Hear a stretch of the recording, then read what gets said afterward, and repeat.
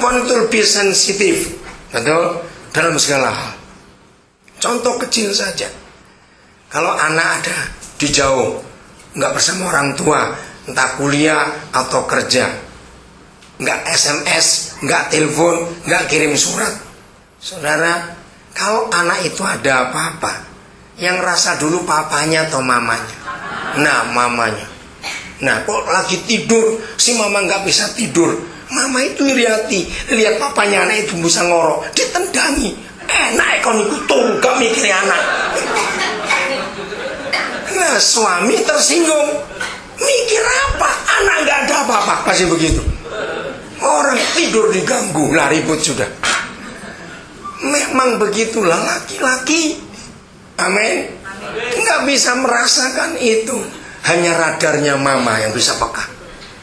Nah, karena kelebihan itu, Tuhan dan setan pakai perempuan. Maka itu hati-hati perempuan yang suka diganggu perasaanmu. Hati-hati. Karena seringkali rumah tangga rusak. Perempuan, kadang-kadang ada betulnya. Ya, naluri perempuan. Itu suaminya ada apa-apa, kerosok. Kenapa itu? Tapi jangan terlalu curiga, lihat dulu. Saya belajar dalam hal ini begini. Kenapa Kejadian 1:28 ya? Nanti kita lihat, jangan tutup ya, Hakim 13 selesai. Kenapa dalam Kejadian 1:28 ada firman? Maka Yahweh memberkati mereka, Adam dan Hawa, dan berfirman beranak cuculah. Jadi harus diberkati dulu, baru ada seks. Catat itu. Jangan dibalik hukum itu. Kalau dibalik, rumah tangga rusak. 100%. Dengarkan. Hubungan seks sebelum menikah membuat istri nggak bisa percaya suami. Dan waktu saya buat penelitian itu saya kaget. 80% retaknya sebuah pernikahan justru ketika hamil anak pertama. Saya dulu nggak ngerti. Saya pikir seharusnya semua keluarga yang lagi menunggu anak pertama senang, bukan?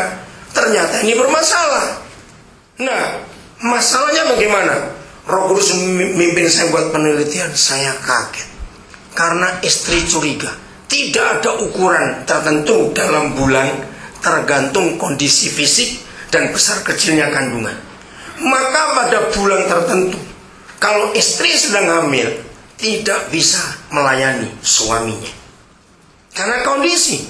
Nah, ketika istri sadar dia nggak bisa melayani suaminya, lalu setan putar ulang kaset waktu pacaran.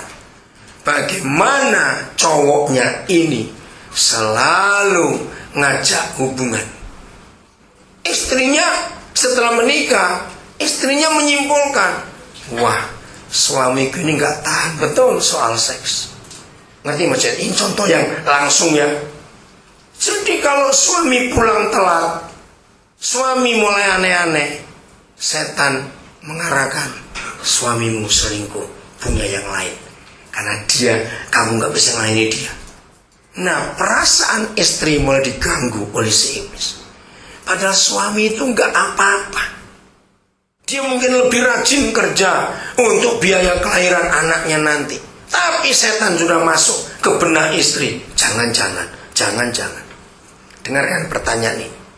Segoblok-gobloknya orang, dicurigai itu rasa atau tidak? Dan gini aja, orang gila curiga, rasa tidak? Gitu aja.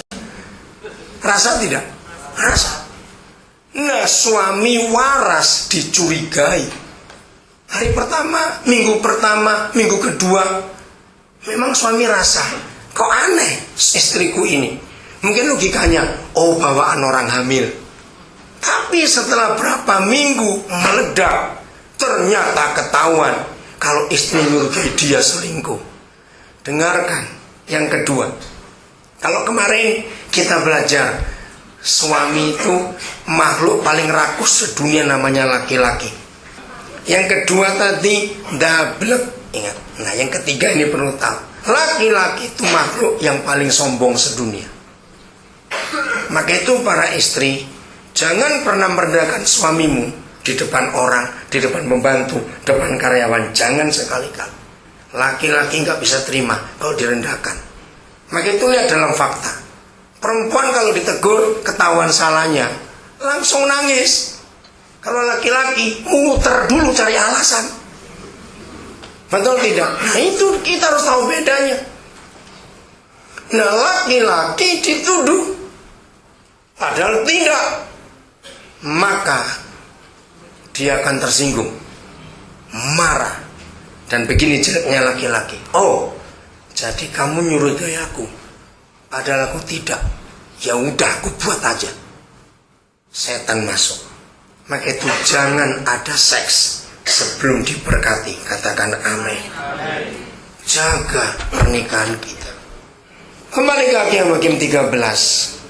Jadi papa datang kepada istri, sehingga malaikat Tuhan datang pula kepada perempuan itu ketika ia duduk di padang, dan ketika Manoah suaminya bagaimana?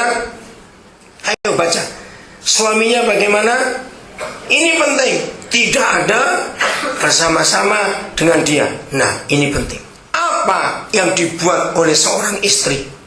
Ketika doanya suami, jawabannya kepada istri. Hebat sekali istri Manoah itu. Ayat 10. Kemudian si istri itu bagaimana? Baca. Baca, ini penting. Bagaimana istri itu? Segera berlari. Jangan santai para istri. Begitu ada apa-apa, laporkan kepada suami. Kata segera berlari itu luar biasa. Lambat, setan yang menang. Jangan lambat para istri. Dan hati-hati beritahukan. Memberitahukan kepada suaminya, katanya kepadanya, orang yang datang kepadaku baru-baru ini menampakkan diri pula kepadaku. Lalu bangunlah si suami dan mengikuti istrinya. Dan seterusnya nanti saudara baca sendiri. Lihat reaksi suami, hebat sekali. Dia merendahkan hati. Dia enggak marah, dia enggak tersinggung. Kenapa tuh bicara terus pada kamu? Kenapa enggak pada aku? Enggak. Manoah adalah suami yang luar biasa. Saudara, kalau rumah tangga kita seperti ini, menggambarkan Tuhan di surga kita rukun, anak-anak kita bahagia, surga ada di rumah tangga kita. Kita tahu peranan kita masing-masing. Istri tunduk pada suami bukan karena dijajah, tapi karena tubuh nggak punya secara pusat, itu hanya ada di kepala. Maka kepala akan memutuskan usulnya tubuh. Pakai hukum itu, maka rumah tangga kita